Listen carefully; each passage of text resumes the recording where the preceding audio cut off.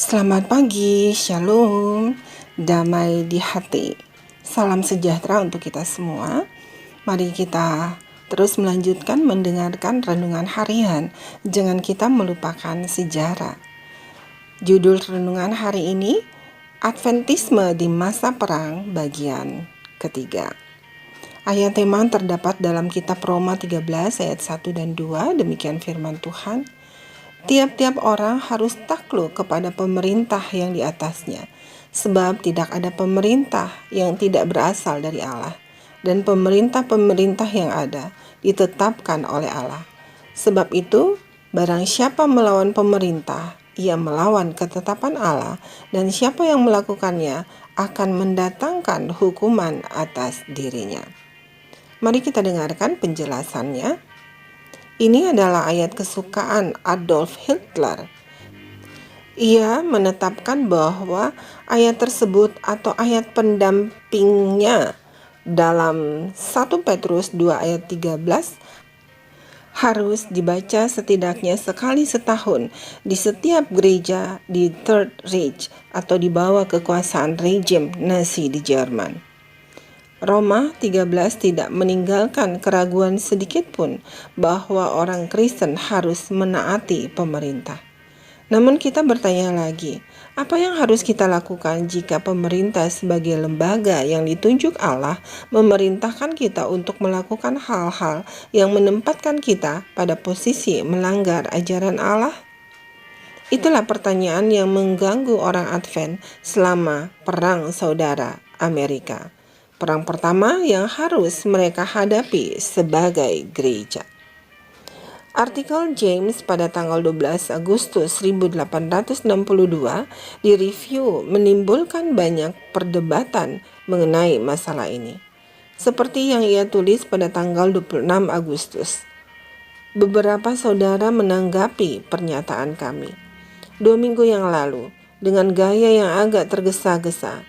Ini bukan saatnya bagi para pria Kristen untuk menyerah pada perasaan prasangka dan pada dasarnya menuduh kami mengajarkan untuk melanggar Sabat dan membunuh.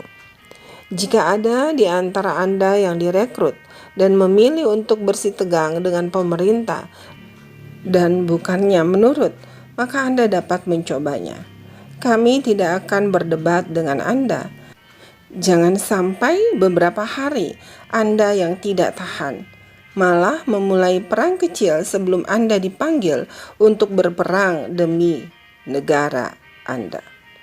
Pada saat itu, White menambahkan dengan tegas bahwa setiap artikel yang ditulis dengan baik, yang diperhitungkan untuk menjelaskan tugas kita sebagai suatu bangsa sehubungan dengan perang saat ini, akan segera mendapat perhatian. Undangan untuk menulis artikel itu menimbulkan gelombang besar tanggapan selama 3 bulan berikutnya saat umat Advent berdebat di depan umum melalui halaman-halaman review mengenai tugas-tugas umat Kristen dalam peran mereka yang saling bertentangan sebagai warga negara kerajaan surga dan negara tertentu di bumi ini yang masing-masing memiliki hukumnya sendiri yang kadang-kadang saling bertentangan.